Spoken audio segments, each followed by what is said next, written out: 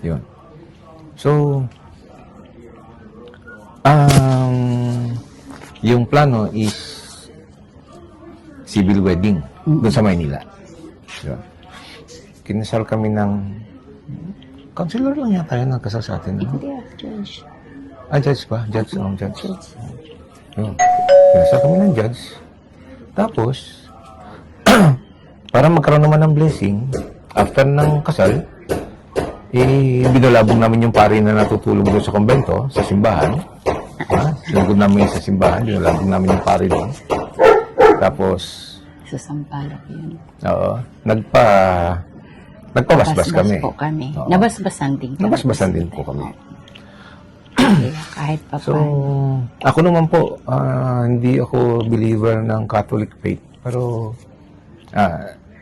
ano yan, pero religion to. Touch ko lang ng konti. Pero, naniniwala po ako na pagdating po doon sa taas, or sa paghuhukom, ika nga, hindi tatanungin ng Lord kung saang religion ka galing. yes, totoo naman yun. Malamang pag-uusapan niyo kung ano relasyon mo sa Kanya. Diba? So, siguro, pabayan natin niya sa Panginoon kung ano yung pasya niya doon. Anyway, Tapos natin nabasbasan kami ng pare. Then, siyempre, niyaya na rin namin siya. Kaya, inabala namin siya. Niyaya na rin namin siya kumain sa mamba siya. Sumama siya. Yun. Kasama Tsaka namin yung mga mga ninong-ninang, namin. saka yung mga ilang personalities na close namin. Kumain lang kami sa restaurant. Hindi ko na sabihin yung restaurant. Oo. Kasi Siyempre, maliit lang na restaurant yun. Lang ang budget eh. Tapos, medyo may handa-handa din tayo sa bahay. Oo. Pagdating pag-uwi natin, may handa rin naman May konting handa sa bahay. Para naman doon sa mga kapitbahay. Na hindi inimbitado sa simbahan at sa kainan doon sa labas. So, yun. Nakasal kami. Nakasurvive. Di ba? Yan din po sana yung gusto naming ipayo sa mga bata ngayon. Saka sakaling mapasubo po ng ganyan. Kung hanggat maaari, iwasan niyo po. Plano po muna kayo. Plano po muna, mag-ipon po muna, i-ready po ng lahat. Ang lahat. Oo, kasi meron naman talaga iba. Totoo lang, alam ko naman, meron namang iba. Katulad yung anak namin, yung bunso ko, no? Kinasal.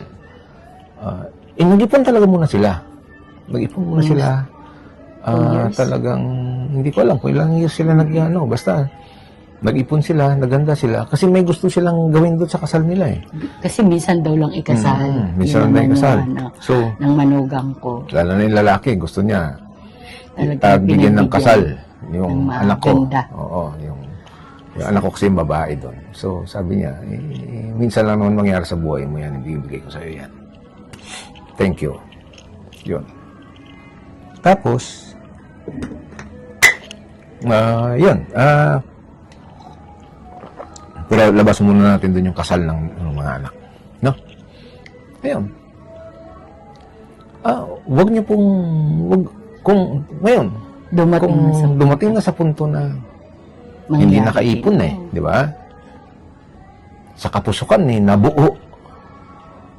Hindi dapat, hindi naman siguro hindi dapat mabuo, kundi hindi pa sana gustong buuhin, di ba?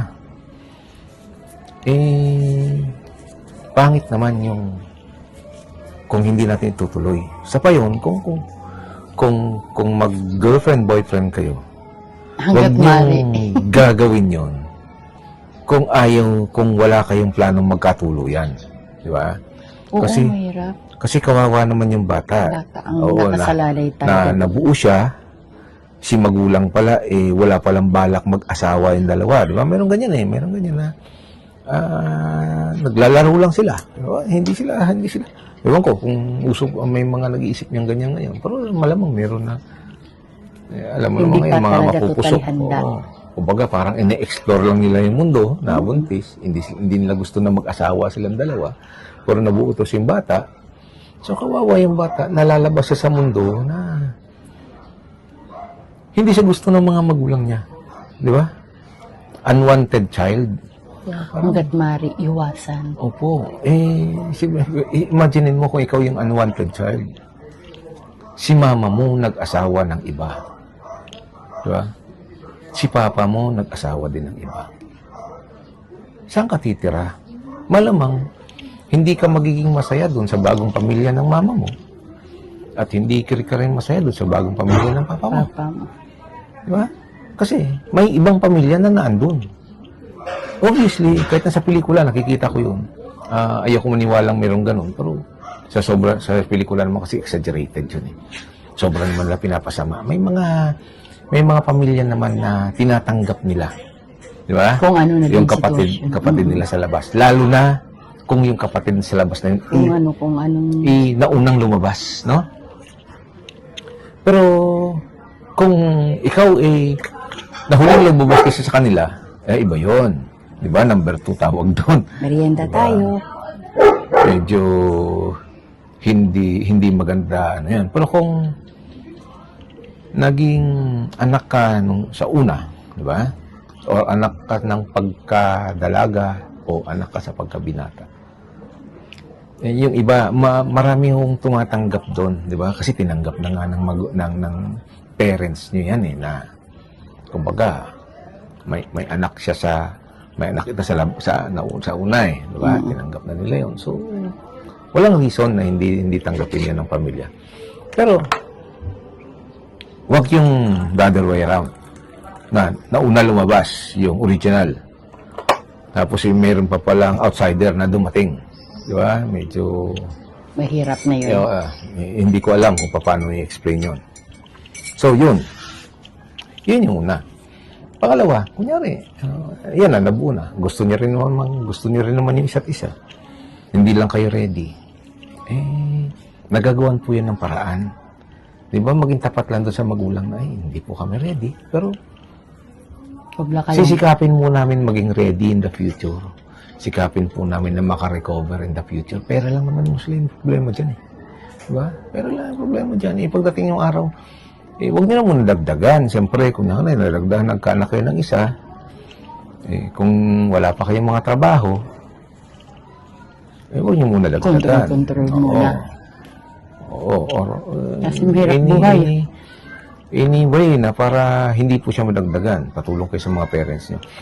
Ngayon, kunyari, may mga trabaho naman kayo, kaya lang, hindi pa kayo ready financially, dahil bago pa lang nagtatrabaho or kagagraduate pa lang, time will come na magiging ready ka. Time will come na kaya niyo yun. So, bakit? Ngayon, hindi siguro natin dapat problemahin yun, di ba, no? Tama? Yun. So, wag po natin i-attempt katulad sa mga lalaki. Daw pag-usapan mo natin sa mga lalaki. Usually, kasi kung minsan pag lalaki nakabuntis, gusto tumakas. Oo, Diba? mayroon. May mga ganun. Talaga totoo naman. Ayaw nila mag-ano Diba? ng responsibilidad. Pag February 14, tuwan-tuwa, nag-date na ginawa kung ano-ano. After pagdating ng December, where na you? Diba? Habol na sa habol na yun. Mahabol ka sa tambol mayor kasi nawala na or tinago ng magulang. Kung iba siya, tinatago ng magulang kasi ayaw dun sa ano. So, isipin mo yun, kung ikaw yung baby, ikaw yung bata nun, tapos tinakbuhan ka ng tatay mo. Diba? Lumaki ka walang tatay, di ba galit ka sa tatay mo yun? Pinabayaan ka niya. Same with that baby. Pag tinakbuhan mo yan, malamang galit siya sa'yo. Pag lumaki siya. Diba? Ngayon naman, may mga babae naman na nag-attempt naman pa-abort. No?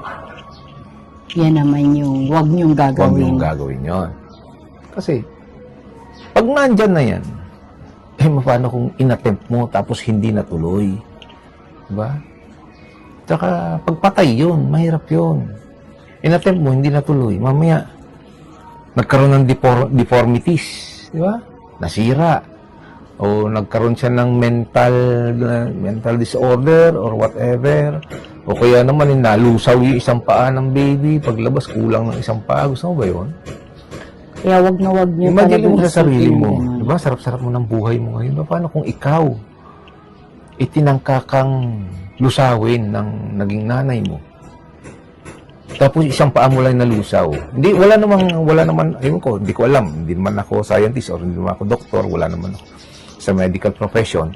Hindi ko alam kung anong magiging epekto nun. Pero kunyari, mayroon na ganun. Di ba? Hindi ka napuruhan, daklis lang. Nagkaroon ng kung anong tabingi dyan sa parte ng katawan mo, di ba? Pangit.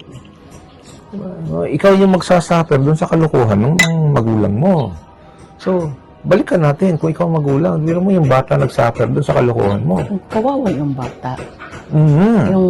Yung talagang siya lahat ang ano. Sa kanya lahat. Ikaw, kung pera yung problema mo, di ba? Pera lang yan.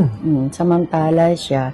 Maghirap ka man or maubos mo yung pera mo, eventually makaka-recover ka. Di ba? Ganun lang naman yung mundo. Wala ka pera ngayon, bukas meron. Bukas meron. Pero kung yung anak mo, ang pinagbayad mo ng kasalanan mo, baka hindi siya makarecover. Baka forever niyang pasampasan niyang parusa na binigay mo sa kanya dahil sa kasalanan mo. Talaga. Di ba? So, katulad ako nga, pag nanganganak yung misis ko, although wala kaming ina-attempt na ganun ha, pag nanganganak yung misis ko,